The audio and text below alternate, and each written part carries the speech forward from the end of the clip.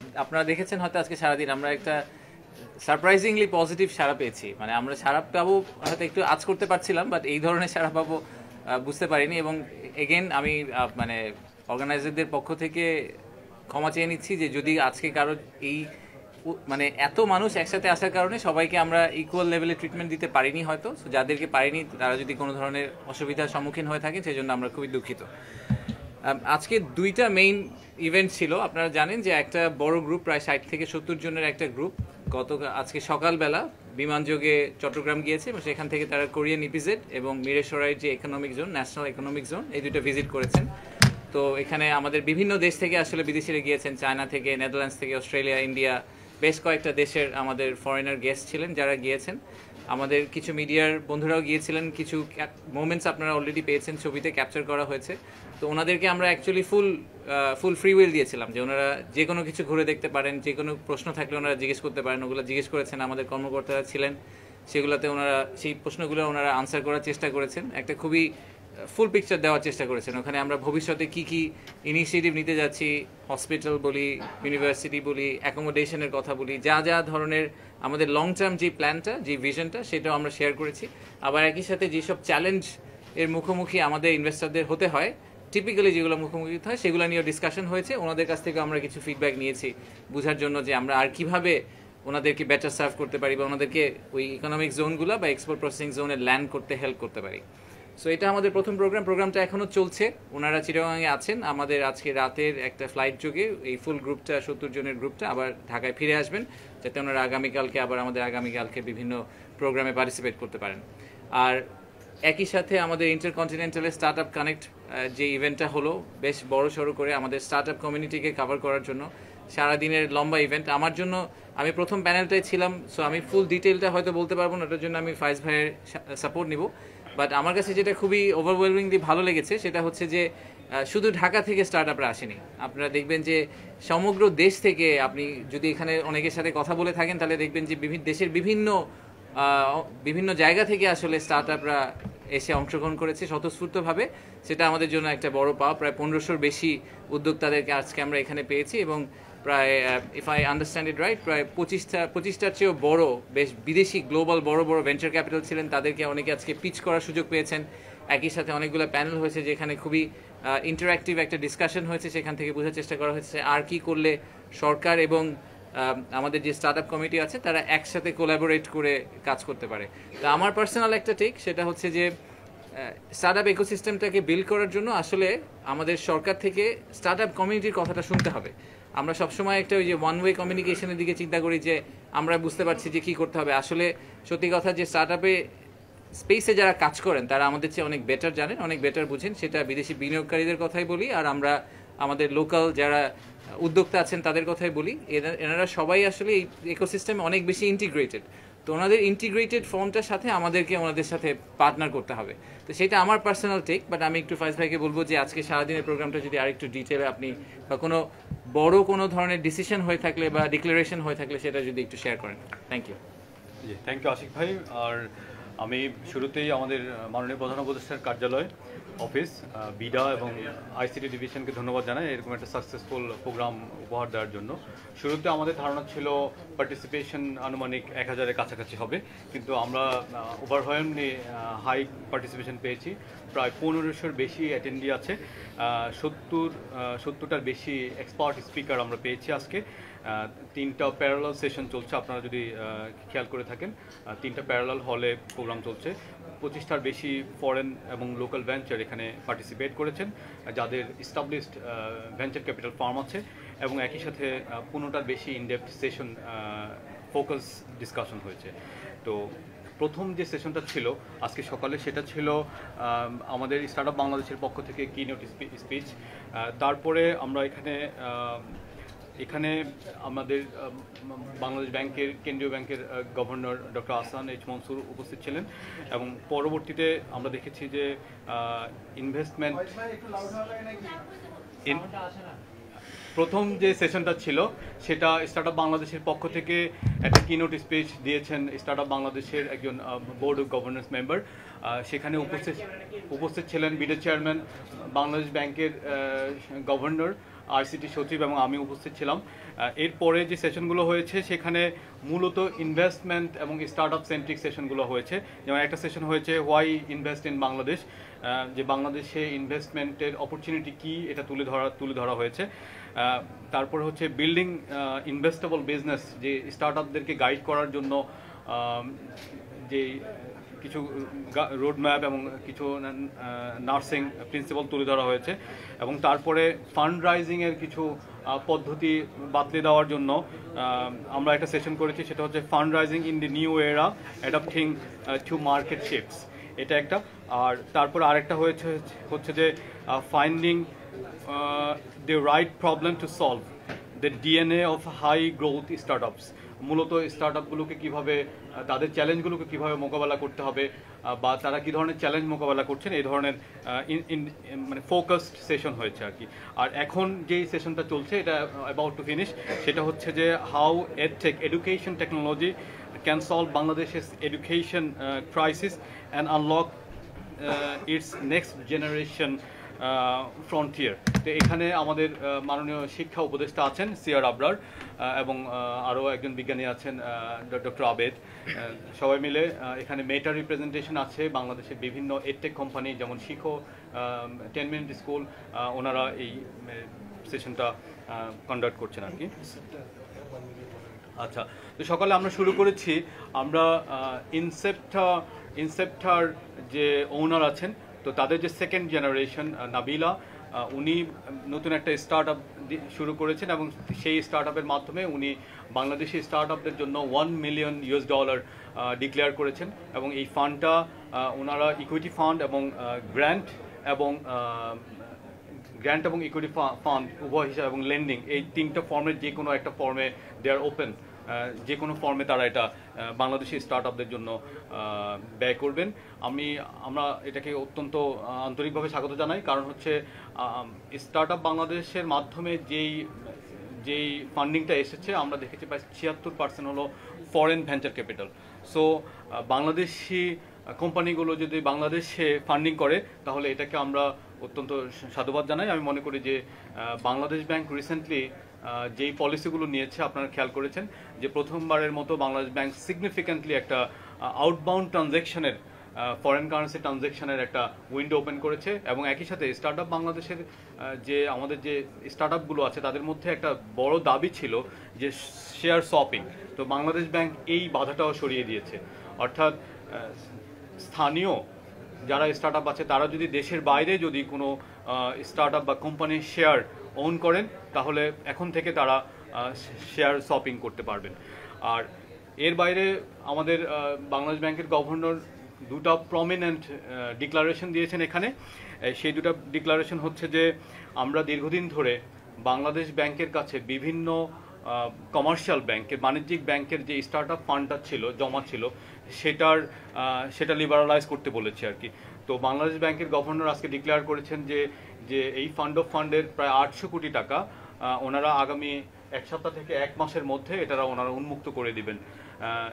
আর এর বাইরে আরেকটা ডিক্লারেশন ছিল, সেটা হচ্ছে যে 400 কোটি টাকা একটা ফান্ড, যেটা বাংলাদেশ ব্যাংকের নিজস্ব তহবিল আছে।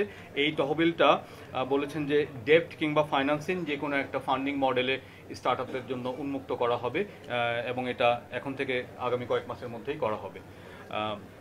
তো সর্বশেষে বাংলাদেশ ব্যাংকের গভর্নর একটা বার্তা দিয়েছেন এরকম, যে বাংলাদেশ ব্যাংক এমন কোনো পলিসি বা এমন কোনো পলিসি ব্লকেটকে অ্যালাউ করবে না যেটা স্টার্ট আপদের ফান্ডিং অ্যাক্সেস টু ফাইন্যান্সকে বাধা দেয়। অর্থাৎ যে নতুন একটা পলিসি বাংলাদেশ ব্যাংক একটা পলিসি রোডম্যাপে যাচ্ছে, যে এই রোডম্যাপে এখন থেকে অ্যাক্সেস টু ফাইন্যান্স খুবই ইজি হয় এবং ফান্ডগুলো মোবিলাইজ করে।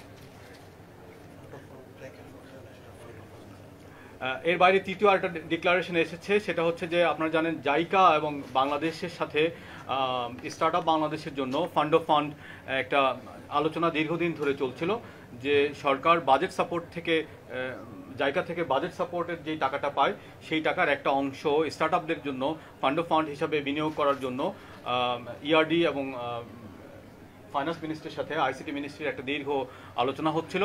এবং আজকে সকালে আমাদের ফাইন্যান্স সচিব, ফাইন্যান্স সেক্রেটারি, উনি আমাদেরকে জানিয়ে একটা পজিটিভ নোট দিয়েছেন যে খুব দ্রুতই এই ফান্ডটাও মোবিলাইজ করবে।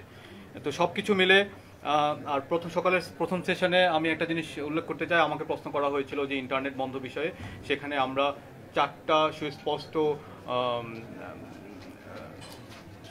সুস্পষ্ট পজিশন আমরা জানিয়েছি যে আমরা আসলে ইন্টারনেট বন্ধ বিষয়ে কি করছি। যে মাননীয় প্রধান উপদেষ্টা বলেছেন যে আসলে যাতে কোনোভাবে ইন্টারনেট বন্ধ না করা হয়, এবং আমরা দেখেছি যে জুলাই গণ অভ্যুত্থানের সময় যে ইন্টারনেট বন্ধ হয়েছে সেখানে আমাদের ফ্রিল্যান্সাররা, আমাদের ব্যবসায়ীরা এবং ক্ষতিগ্রস্ত হয়েছেন, রেমিটেন্স ফ্লো কমেছে, এবং একই সাথে বাংলাদেশের ব্যাংকিং যে ইন্টারন্যাশনাল ক্রেডিট ট্রেডিং, সেই ক্রেডিট ট্রেডিংয়ে অবনমন হয়েছে। তো সেখান থেকে আমরা শিক্ষা নিয়ে আমরা চাচ্ছি যে আমরা ঘোষণা দিয়েছি সকালের সেশনে যে আমাদের বর্তমান সরকার কখনোই ইন্টারনেট বন্ধ করবে না, এবং আগামী সরকার যাতে ইন্টারনেট বন্ধ করতে না পারে সেজন্য আমরা সব ধরনের ব্যবস্থা নিচ্ছি। এই ব্যবস্থাগুলোর মধ্যে 4টা আমরা উল্লেখ করেছি।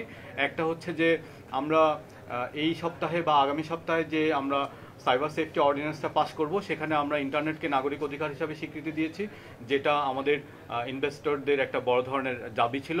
আরেকটা বিষয় যে মন্ত্রণালয় থেকে ইন্টারনেট বন্ধের ব্যাপারে একটা স্ট্যান্ডার্ড অপারেটিং প্রসিডিওর বা এসওপি ছিল, সেটা আমরা বন্ধ করে দিয়েছি। তারপরে তৃতীয় বিষয়টা ছিল এরকম যে আমরা যখন স্টারলিংক রেজিস্ট্রেশনের জন্য আমরা একটা এনজিএসও গাইডলাইন করেছি, সেই গাইডলাইনেও আমরা সরকারকে ইন্টারনেট বন্ধ করার মতো কোনো প্রভিশন রাখিনি, অর্থাৎ কোনো সুযোগ রাখিনি। আর সর্বশেষে 2001 টেলিযোগাযোগ আইনের যেই ধারা ইন্টারনেট বন্ধ বা গেটওয়ে বন্ধ করা যায়, সেটা সংশোধন করে আমরা এমন একটা স্টেজে নিয়ে যাচ্ছি যেখানে ভবিষ্যতে কোনো সরকার ইন্টারনেট বন্ধ করতে পারবে না। অর্থাৎ এই যে আমাদের বিনিয়োগকারী এবং স্টার্টআপদের যে একটা ইন্টারনেট বন্ধ বিষয়ক যে কনসার্ন, এই কনসার্নটাকে আমরা সুস্পষ্টভাবে অ্যাড্রেস করার চেষ্টা করেছি। ধন্যবাদ। Thank you. আমরা আরো কয়েকটা 5-6টা কোশ্চেন নিব। প্লিজ কোশ্চেনগুলো ইনভেস্টমেন্ট সামিট সম্পর্কে হতে হবে, এর বাইরে কেউ কোশ্চেন করবেন না প্লিজ।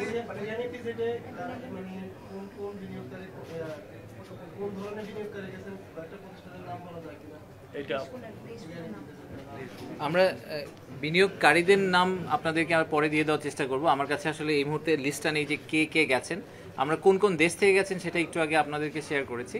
সো যে কটা দেশের নাম আমি শুনেছি যে চায়না, ইন্ডিয়া, নেদারল্যান্ডস, অস্ট্রেলিয়া, এই দেশগুলোর থেকে আমরা বেশ কিছু ইনভেস্টর পেয়েছি যারা গেছেন।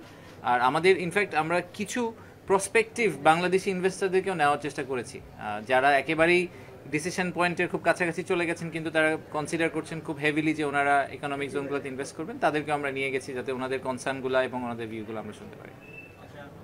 আপনার ফিডব্যাকটা কি নিলেন? যেমন উনি একটা গুরুত্বপূর্ণ ফিডব্যাকের কথা বললেন যে স্টার্টাররা চান না যেন ইন্টারনেট আর কখনো বন্ধ হয়, এবং এই ব্যাপারে আপনার পলিসি দিবেন ফয়েজ ভাই বললেন।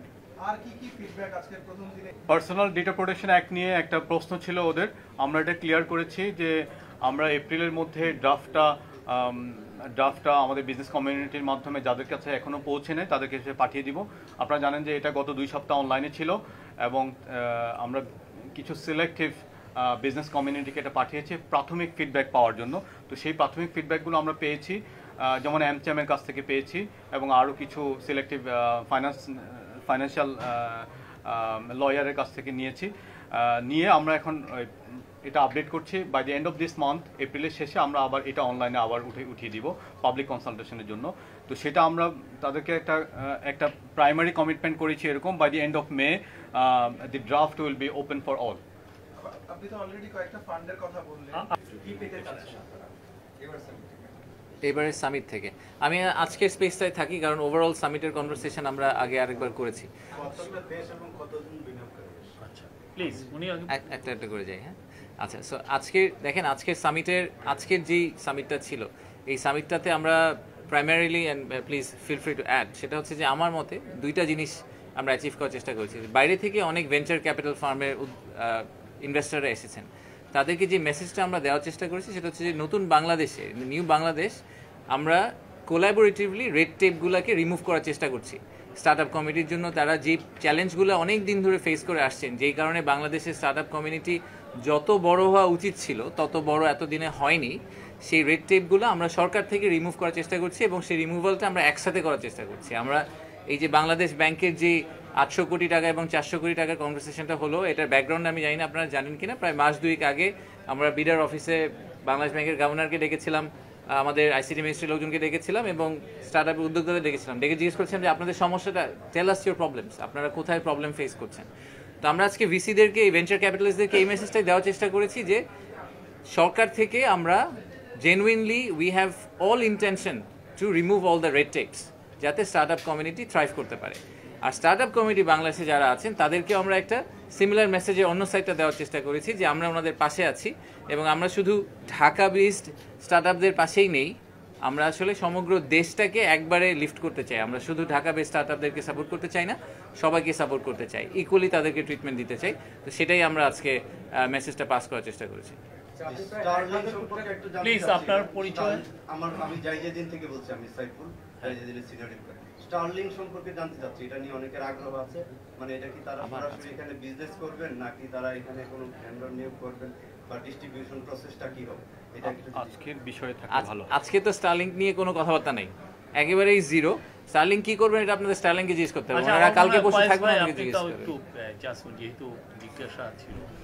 আচ্ছা, স্টারলিংক নিয়ে আমাদের মাননীয় প্রধান উপদেষ্টা ঘোষণা দিয়েছেন যে মার্চ থেকে 90 দিনের মধ্যে এটা আমরা বাংলাদেশে কমার্শিয়ালি কমিশন করব।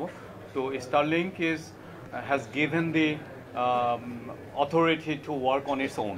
তো তারা বাংলাদেশে কিছু ডিস্ট্রিবিউটর এবং ল্যান্ডিং স্টেশন পার্টনার তারা নিজেরা খুঁজেছেন, তাদের সাথে কাজ করছেন এবং আমাদের দিক থেকে আমরা বিডা, বিটিআরসি এবং টেলিকম মন্ত্রণালয় আমরা মিলে আমরা এনজিএসও গাইডলাইনটা তৈরি করেছি এবং আমরা এটা কনসাল্ট করেছি, অনলাইনে এটা ছিল। আমরা 75 রকমের ফিডব্যাক পেয়েছি, ওই ফিডব্যাকগুলো আমলে নিয়ে আমরা গাইডলাইনটা তৈরি করেছি এবং মাননীয় প্রধান উপদেষ্টা সেটা অনুমোদন করেছেন। এখন নেক্সট স্টেপ হচ্ছে স্টারলিংক বা এনজিএসও সহ, মানে এনজিএসও প্লেয়ার, এখানে Starlink one of the player, there can be many other players.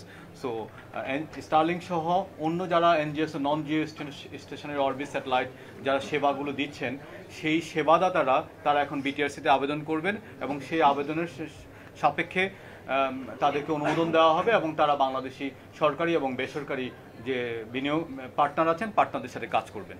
আর এর মধ্যে আমরা এখানে কিছু টেস্ট সেট আপ করছি এবং সেটা পাইলট ফেজ হচ্ছে। সরি, জাস্ট একটু কমপ্লিমেন্ট করি যে আমি গতকালকে বলেছিলাম যে স্টারলিংকের বিডার অ্যাপ্রুভালটা হয়ে গেছে। সো প্রসেস ওয়াইজ প্রথমে আসলে বিডার অ্যাপ্রুভাল, তারপরে হচ্ছে গিয়ে এনজিএসও লাইসেন্স, বিটিআরসির অ্যাপ্রুভাল। ওনারা আজকে বিটিআরসির জন্য অ্যাপ্লাই করেছেন। সো এখন বিটিআরসির অ্যাপ্রুভাল হয়ে গেলে সরকারের পার্টটা কিন্তু শেষ। আমরা যেটা ওনাদেরকে 90 দিনের জন্য প্রমিস করেছিলাম ওনাদেরকে আমরা ব্যবসা করতে দিব, বিটিআরসি লাইসেন্স দেওয়ার পর থিওরিটিক্যালি ওনারা তার পরের দিন থেকেই বাংলাদেশে কমার্শিয়ালি অপারেট করতে পারেন। বাট আমি শিওর যে ওনাদের নিজেদের সেট আপ করতে হতে একটু সময় লাগতে পারে, but that's completely down to them. ঠিক আছে, থ্যাংক ইউ।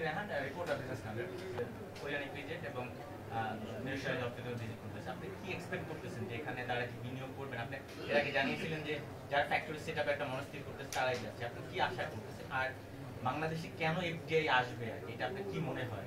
মানে আপনাকে আমি জিজ্ঞেস করি, বাংলাদেশে এফডিআই কেন আসবে না? আসবে না কেন? এখন যে চ্যালেঞ্জ আমাদের প্রতিযোগী দেশগুলো দেখেন, তার মধ্যে করে যে আমাদের প্রতিযোগী দেশ আরো ভালো বেটার অপরচুনিটি পাবে। আমাদের যে ম্যান পাওয়ার যেটা আছে এটা একটা বড় অ্যাডভান্টেজ, আপনি বলেন আমরা যেটা জানি, বাট স্কিল ম্যান পাওয়ার গ্যাপটা থাকে। এখানে এখন ওই যে ট্যাম্প ইস্যু চলে আসছে, সেখানে ট্যারিফ চলে আসতেছে। তারপরে আচ্ছা আচ্ছা ঠিক আছে, প্লিজ উনি কোশ্চেন করলো তো একটা কোশ্চেন আনসার করি। হ্যাঁ, আচ্ছা, প্রথমত হচ্ছে যে ওনাদের কাছ থেকে আজকের ট্রিপ থেকে আমাদের কি এক্সপেকটেশন? আমাদের ট্রিপ থেকে এক্সপেকটেশন হচ্ছে ওনারা ট্রিপ থেকে এসে একটা কনফিডেন্স পাবেন যে, আমি আগেও বলেছি যে ইনভেস্টমেন্ট ডিসিশন ওভারনাইট হয় না। ওনারা হয়তো বাংলাদেশ নিয়ে চিন্তা করছেন তাই ওনারা বাংলাদেশে এসেছেন। ওনারা এই ট্রিপ করে কালকে সকালে গিয়ে কন্ট্রাক্ট সাইন করবেন, আমি এটাও চাই না। ওনারা একটা পজিটিভ আউটলুক নিয়ে ফেরত যাবেন, ওনারা হেড অফিসে যাবেন, হেড অফিসে গিয়ে কনসাল্ট করবেন, ওনারা বলবেন যে আমি ফিজিক্যালি দেখে এসেছি জায়গাটা কাজ করছে। আমাদের টার্গেট হচ্ছে যে এই 60-70 জন যারাই গেছেন তাদেরকে আমরা ইন্ডিভিজুয়ালি ট্র্যাক করবো এখন থেকে, বিডার থেকে, যে আমরা প্রত্যেকের সাথে একটা যোগাযোগ রাখবো আগামী 6 মাস 12 মাস, চেষ্টা করবো এটাকে অ্যাকচুয়াল ইনভেস্টমেন্টে ম্যাটেরিয়ালাইজ করার জন্য, নাম্বার 1। আর বাংলাদেশে কেন এফডিআই আসবে, এটার অনেক বড় আনসার আছে, বাট কস্ট অ্যাডভান্টেজ সবাই বলে যে আমাদের চিপ লেবার। আমি জাস্ট এই পয়েন্টটা একটু ঠিক করে দিতে চাই, সেটা হচ্ছে যে ট্রু আমাদের প্রোডাক্টিভিটি ইস্যু আছে, কিন্তু আমাদের লেবার ট্রেনেবল, সেটা গার্মেন্টস ইন্ডাস্ট্রি খুব ভালো করে প্রমাণ করেছে যে ট্রেনেবল। আর দ্বিতীয় হচ্ছে যে আমাদের কস্ট অ্যাডভান্টেজটা শুধু লেবারে না, আমাদের কাছে একটা টেবিল আছে, আমি আপনাদের সবাইকে কোনো এক সময় শেয়ার করে দিব। ভিয়েতনাম, কম্বোডিয়া, থাইল্যান্ড, আমাদের যেগুলো কম্পিটিটিভ কান্ট্রি, তাদের পানির দাম, ইলেকট্রিসিটির দাম, গ্যাসের দাম, জমির দাম, এই সবগুলা কিন্তু মোস্ট কেসেসে বাংলাদেশের চেয়ে অনেক বেশি। দুই একটা ক্ষেত্রে ইন্দোনেশিয়া আমাদের সমান, বাকি সবগুলা দেশে এই প্রত্যেকটা ইউটিলিটির price is actually much higher than Bangladesh. So as a package both financial and non physical যে বেনিফিটগুলো আমরা প্যাকেজ হিসেবে প্রোভাইড করি, এটা আসলে অন্য যে কোনো দেশের সাথে কম্পিটিটিভ। যেই জায়গাটা আমরা ফেল করি সেটা হচ্ছে ইনভেস্টর যখন আগ্রহ দেখায় তারপরে তাকে ল্যান্ড করানোর একটা প্রসেস আছে, সেই প্রসেসটাতে তাকে আমাদের একটু হ্যান্ডেল করতে হবে, তাকে কমফোর্টটা দিতে হবে, কনফিডেন্স দিতে হবে যে আমরা যেটা প্রমিস করেছি সেটা আমরা ডেলিভার করতে পারবো। ওই জায়গাটায় গিয়ে আমরা ফেল করি বলে অনেকে কনফিডেন্স না পেয়ে ফাইনালি বাংলাদেশে ইনভেস্ট করেন না।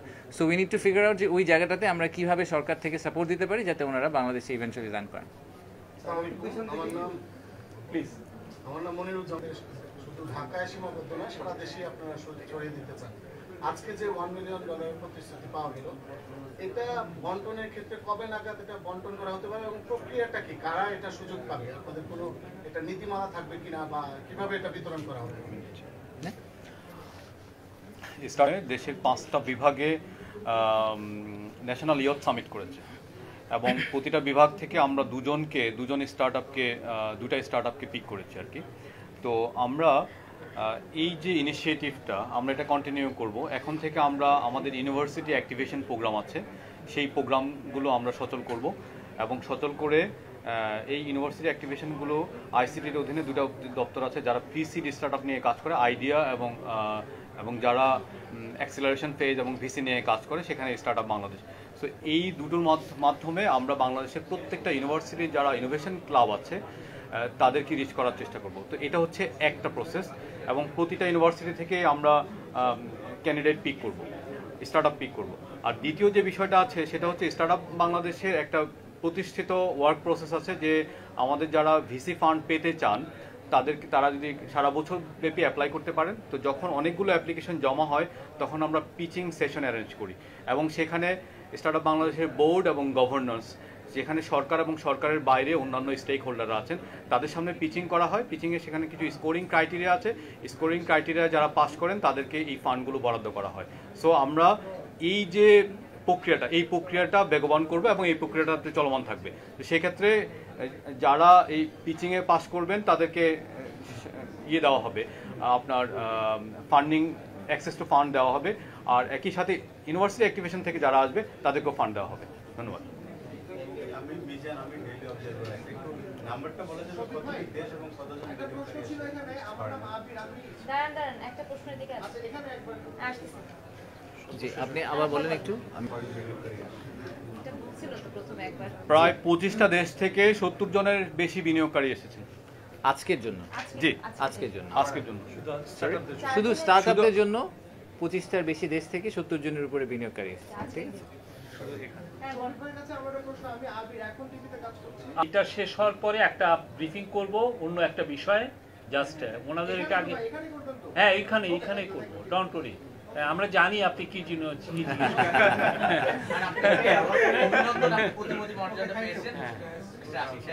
এটাতে আমাদের রেসপন্সিবিলিটি এবং চ্যালেঞ্জ এবং এক্সপেকটেশন বাড়লো, আর তো খুব একটা লাভ হলো বলে মনে হয় না। জি, ধন্যবাদ। একটা বিষয় আমি মনে করি যে কোরিয়ান ইপিজেড নিয়ে একটা গল্প ছিল, আপনারা জানেন, তা প্রায় 15-20 বছর তারা সাফার করেছেন। কোরিয়ান ইপিজেডের বিষয়টা কিভাবে সলভ হলো আমি আশিক চৌধুরীকে বলবো যে একটু আলোকপাত করতে। আচ্ছা, ধন্যবাদ। আই থিঙ্ক শফিক বেনবিতে কোরিয়ান ইপিজেডের যে চেয়ারম্যান, উনি একটা নিজের থেকে একটা কমেন্ট্রি করেছেন যে উনি মনে করেন বাংলাদেশে ইনভেস্ট করা উচিত আমাদের। তো এটার ব্যাকগ্রাউন্ডটা এরকম যে আমরা যখন যেদিন আমি প্রথম জয়েন করি তার পরপরই ওই দিনই আসলে কোরিয়ান ইপিজেডের চেয়ারম্যান উনি এসেছিলেন। উনি এসে বললেন যে দেখো, বাংলাদেশে আমি পার্সোনালি বাংলাদেশের সাথে খুবই ক্লোজ, বাংলাদেশের ব্যাপারে তার প্রচুর আগ্রহ, কিন্তু বাংলাদেশ তাকে যেভাবে ট্রিটমেন্ট করেছে এটা অনেক ক্ষেত্রেই আসলে তার কাছে মনে হয়েছে যেটা ফেয়ার ছিল না। এরকম একটা গল্প আছে। উনি আমাকে নিজেই বললেন যে স্যামসাংকে উনি বাংলাদেশে অলমোস্ট নিয়ে চলে এসেছিলেন, যে স্যামসাংয়ের $22 বিলিয়ন একটা ইনভেস্টমেন্ট যেটা ভিয়েতনামে গিয়েছে 2012-13 সালের দিকে, ওই ইনভেস্টমেন্টটা বাংলাদেশে হওয়ার কথা ছিল। তো উনি যখন বাংলাদেশে এটাকে নিয়ে আসলেন, তো কোরিয়ান ইপিজেডের যেই জমি সংক্রান্ত কিছু বিষয় আছে যে মিউটেশন রিলেটেড, যেটা তখনকার যে পলিটিক্যাল আউটফিট ছিল ওনারা মনে করেছিলেন যে এইটা আপাতত কোরিয়ান ইপিজেডকে দেওয়া যাবে না, এটা ওনাদেরকে একটু ঝুলিয়ে রাখতে হবে, তো ওনাদেরকে মিউটেশনের কাগজপত্র দেওয়া যাবে না। স্যামসাং যখন তাদের ডিউ ডিলিজেন্স করার চেষ্টা করলো তখন দেখলো যে জমির কাগজপত্র নাই, তো বললো আপনি এটা কবে দিতে পারবেন? তুমি বললো যে আমি বলতে পারি না আপনাকে আমি কাগজপত্র কবে দিতে পারবো। And that's how Samsung decided to move out of Bangladesh. এরকম অনেক ইনসিডেন্ট আছে, আমাদের অনেকে আসতে চেয়েছেন, তাকে আমরা এই সাপোর্টটা দিতে পারিনি। তো উনি এসে বলেছেন যে আমাকে বছরের পর বছর ধরে এরকম করা হচ্ছে, বলা হচ্ছে, তাহলে তোমরা যদি আমাকে রাইট টুলগুলো দিতে পারো তাহলে আমি আরও ইনভেস্টার নিজেই আনতে পারবো। তো তখন আমরা দেখলাম যে এটা একটা ইন্টারমিনিস্ট্রিয়াল ইস্যু। তো তখন আমরা একটা টিম তৈরি করেছিলাম বিডার ভিতরে। বিডার সেই টিমটার নাম ছিল প্রজেক্ট অ্যাম্বাসেডর। তো এই টিমটাকে আমরা নাম দিয়েছিলাম প্রজেক্ট অ্যাম্বাসেডর টিম। সেই অ্যাম্বাসেডর টিমটার কাজ ছিল যে ওনাকে অ্যাম্বাসেডারে কনভার্ট করা, আমাদের একজন ক্রিটিক তাকে আমরা কীভাবে অ্যাম্বাসেডারে কনভার্ট করতে পারি। তো সেখানে ইন্টারমিনিস্ট্রিয়াল আরও কিছু লোকজনকে যোগ করা হলো এবং তাকে আমরা একটা ডেডলাইন দিয়েছিলাম যে আমরা ফেব্রুয়ারি 6 তারিখের মধ্যে, প্রধান উপদেষ্টা নিজে কমিট করেছিলেন যে আমরা 6 তারিখের মধ্যে ওনাকে যাবতীয় জমির কাগজপত্র এবং যা যা ক্লিয়ারেন্স সরকার থেকে লাগে সব জোগাড় করে দিব। এই পুরোটা করতে কিন্তু আসলে অনেক ইনভলভ করতে হচ্ছে সরকারের মধ্যে। সেই আমাদের চিটাগংয়ের ডিসি থেকে শুরু করে আমাদের ফরিদাপা, উনি খুবই শক্ত ডিসি এবং এই জন্য আমি ওনাকে খুবই পছন্দ করি। তো ওখান থেকে শুরু করে সরকারের অনেকগুলো সংস্থাকে এক করে আমরা ফাইনালি প্রজেক্টটাকে পুল অফ করতে পেরেছি। এক্স্যাক্টলি 6 তারিখে তাকে যাবতীয় কাগজপত্র রেজিস্ট্রেশন করে এগ্রিমেন্ট সাইন করে সব কিছু হাতে ধরিয়ে দেওয়া হয়েছে। And he was very grateful, he was very very happy. যে জিনিসটা লাস্ট 10 বছর ধরে উনি পুল অফ করতে পারেনি, ওটা আমরা ওনাকে 2 মাসের মধ্যে বের করে দিয়ে দিয়েছি। তো এটা একটা এক্সাম্পল এই কারণে যে আসলে সরকারের মধ্যে সদিচ্ছা থাকলে অনেক কিছুই করা সম্ভব। সরকার যদি একসাথে সবাই মিলে কাজ করে, সরকারের ভিতরের বিভিন্ন মন্ত্রণালয়, আন্তঃমন্ত্রণালয়ের যে টেরিটোরিয়াল ফাইট, সেই ফাইটটাকে বাদ দিয়ে যদি সরকার একসাথে কাজ করে এবং ইনভেস্টমেন্টকে প্রমোট করা, যেটাকে আমরা সবসময় বলি যে এমপ্লয়মেন্ট জেনারেশন ইজ দি